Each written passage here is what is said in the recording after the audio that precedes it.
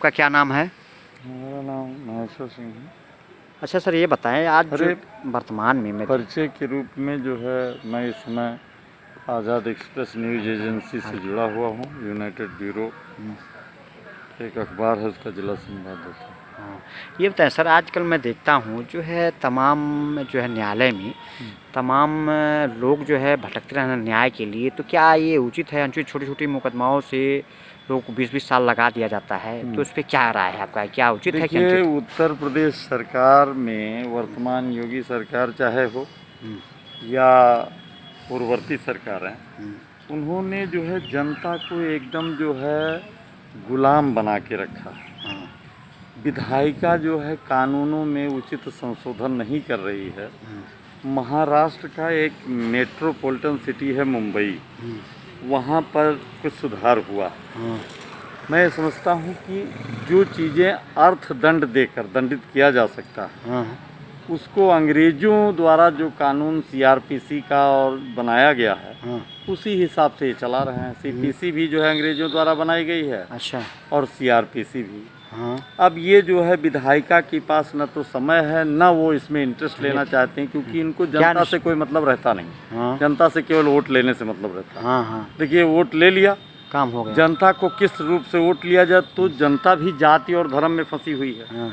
वो भी जनता अपनी मांगे कि हमारे मुद्दे क्या हैं, हमारा समस्या क्या है, वो जनता भी भूल जाती है, जनता के अगुए भी।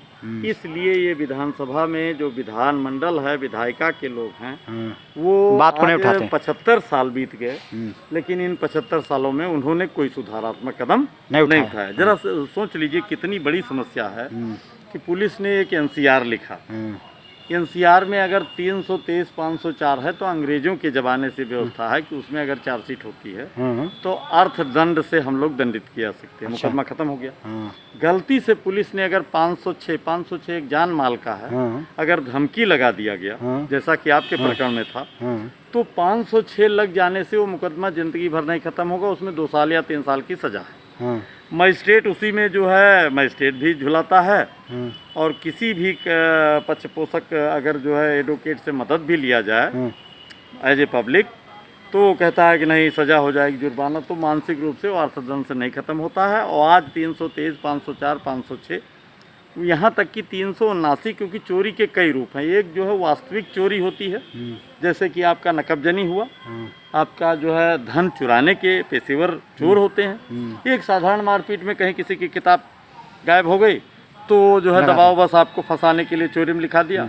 सावधान 22 पसेरी वाले में तो 379 वो है। तो मैं समझता हूँ कि 379 भी छोटे अपराध है।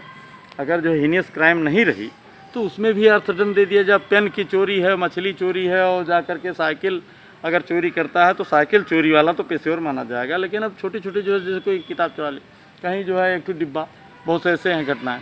तो ये सब साधारण हैं घटनाएं। इसमें तो उनको मौका दिया जाना चाहिए था कि उसमें अर्थदंड से पहली बार आरोपित कर देगा, दोबारा पेशेवर अपराध हों तब उनको चिन्हित किया जाए।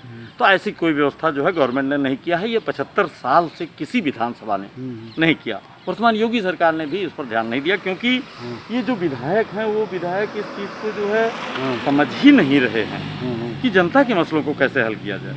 आज हमारे जनपद न्यायालय में सिद्धार्थनगर में स्थिति ये हो गई है, सुन लीजिए, सिद्धार्थनगर जनपद के न्यायालय में कम से कम 10,000 मुकदमे हैं। 323 504 506 379 जैसे और भी छोटे छोटे अपराध हैं, मतलब जो है, तो उनको जो है ये जो लोक अदालतें हैं उसमें भी ख़त्म नहीं हो पाता है।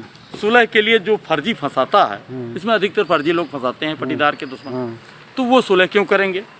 और जो है लोक अदालत कहती है सुलह लाओ, तो सुलह वो करेंगे क्यों? जो जबरदस्ती फंसाए हैं जिसको केवल। अब इससे माइग्रेशन की समस्या उत्पन्न हो जाती है कि श्रमिक कहीं नहीं जा पाते हैं। अगर कचहरी में किसी सरकारी कर्मचारी खो गया, तो पुलिस ब्लैकमेल करती है, उसी को चरित्र प्रमाण पत्र, कितनी हास्यास्पद स्थिति है चरित्र। मतलब यहाँ हर चीज़ 1500 ईस्वी शताब्दी की चली आ रही है। कोई सुधार, उत्तर प्रदेश को कहते हैं उत्तम प्रदेश हमने बना दिया। अरे हर रूप में आप पिछड़े हैं। यहाँ पर जो है, अरे जो कोई भी चुनाव लड़ें तो आप जो है पुलिस से लेंगे चरित्र। पुलिस खुद भ्रष्ट है। पूरे जिले में इस समय जो जनता से मैंने सुना है एज ए मीडिया कर्मी, कि इस लॉकडाउन में पुलिस ने जहाँ पाया, मुकदमा तो नहीं लिखा, 10,000 20,000 कई थानेदार तो करोड़पति हैं, भाई जांच करवाया जाए तो वो जो है उनकी आय से अधिक संपत्ति रखने के जुर्म में वो सीज हो जाएंगे, उनकी संपत्ति जब्त हो जाएगी। मतलब पूरे जिले में इस लॉकडाउन के 6 महीने के अंतराल में उन्होंने केवल जनता को लूटा है। जनता आज जो गरीब है उसका कारण है नंबर 1 पुलिस, नंबर 2 राजस्व अधिकारी, नंबर 3 ब्लॉक कर्मी। वह 3 कर्मियों से जो गरीब आदमी का अपना धन कमाया है 1-2 बीघे का, वो भी जो है चला जा रहा है। वो ड्रेन ग्रेन जो है, मतलब जो पैसे की जो रफ्तार है पूंजी की, कि आप एक तरफ पंचायत सेक्रेटरी हो या प्रधान हो, आपके पास तो कुछ पूंजी है ही है। हम एक छोटा सा काम लेकर आ रहे हैं तो आपको धन दिए, हमारे पास 2 बीघा खेत है, हम 150 मजदूरी करके आपको एक छोटे से काम के लिए रिश्वत दिए और तब आपने काम किया। तो इस तरीके से पूरी आबादी वो जो है सारा सरकारी कर्मचारी, राजस्व कर्मचारी, लेखपाल से लेकर तहसीलदार या एसडीएम और पंचायत सेक्रेटरी से लेकर के जो है आपके सीडीओ के निचले स्तर के बाबू वर्ग। अब सीडीओ तो नहीं लेगा, सीडीओ तो विभागीय है, लेकिन डीपीआरओ के बाबू लोग। इस तरीके से जो है पैसे का, जो आम जनता का पैसा है वो उसी कर्मचारियों या अधिकारियों में या काम करने वालों में चला जाता, तो जनता और गरीब हो जा रही है। मतलब पूरा पैसा आप देखिए कि जो है मतलब जनता में चला जाए। उदाहरण के लिए आप देख लीजिए, प्रधानमंत्री ने आवास दिया, आवास खाते में पैसा आता है लेकिन आवास उनको देगा ही नहीं। आवास उसी को मिलेगा जिसको जो है सेक्रेटरी जांच रिपोर्ट लगा। अब पहले ही हमको पैसा दे, क्योंकि अब खाते में पैसा जाना है, डीबीटी कर दिया है जो है मोदी सरकार ने, तो पैसा बेईमानी कर नहीं सकते, इसलिए पहला पैसा देते हैं तब या तो पैसा पावें। लेकिन पैसे की परंपरा है, वो तो बिना लिए करेगा नहीं, बिना लालच। बस उत्तर प्रदेश में व्यवस्था नहीं है कि उत्तर प्रदेश में भ्रष्टाचार जो है, आज जो योगी सरकार की आलोचना हो रही है वो ये है कि जनपद स्तर पर भ्रष्टाचार चौगुना बढ़ गया, मतलब पूर्ववर्ती सरकारों से ज़्यादा। तो अदालतों तो जो है माननीय उच्च न्यायालय, उच्चतम न्यायालय भी कुछ नहीं ध्यान दे रहा है। आप बता दें, सच अगर जो बोल दिया जाए, अरे अदालतों पर सच बोला गया तो तुरंत अदालतें का जो है कंटेम्प्ट की तलवार। कितनी हास्यास्पद बात है कि अपनी सुरक्षा के नाम पर कि हमारी गरिमा गिन रही है, जबकि ये सोच लीजिए कि हिंदुस्तान में कम से कम 25 ऐसे पूंजीपति हैं जो 50,000 करोड़ रुपए से अधिक के संपत्ति के मालिक हैं। उनका मुकदमा माननीय जो है उच्च न्यायालय या सुप्रीम कोर्ट, उच्चतम न्यायालय में लंबित है, जो एक स्टे पर जो है कई हजार करोड़ रुपए लगा सकते हैं। अब बताइए जो है उससे देश का बहुत नुकसान, कभी सरकार जो है स्टे हो जाती है उसके खिलाफ। तो यहाँ यही खेला चल रहा है। आम आदमी की कहाँ सुनवाई हो पा रही है, न माननीय उच्च न्यायालय में हो पा रही है। जो वीआईपी है उन्हीं की सुनवाई होती है। अदालतों में कोई मूल रूप से कोई और ढांचा बनाया ही नहीं गया जिससे कि जो है आम जनता की सुनवाई। उच्चतम न्यायालय कितना सुनवाई कर लेगा? जब यहाँ के पूंजीपतियों की और वीआईपी लोगों की सुनवाई हो तब ना आम जनता की हो। उसी में जो है आरटीआई कार्यकर्ता वहीं घुसे हुए हैं। तो मतलब माननीय उच्चतम न्यायालय में तो आम जनता एकदम निल है, वहाँ जा ही नहीं सकती है, इतने महंगा स्तर है। उच्च न्यायालय में आम जनता कम से कम 10% जाती है, वहाँ भी आरटीआई कार्यकर्ता इतनी रिटें दाखिल। मतलब उच्च न्यायालय में भी जो है उत्तर प्रदेश जैसे 75 जिलों के सूबे में यह व्यवस्था नहीं की गई कि आम जनता को कई बेंचें बनाई जाएं।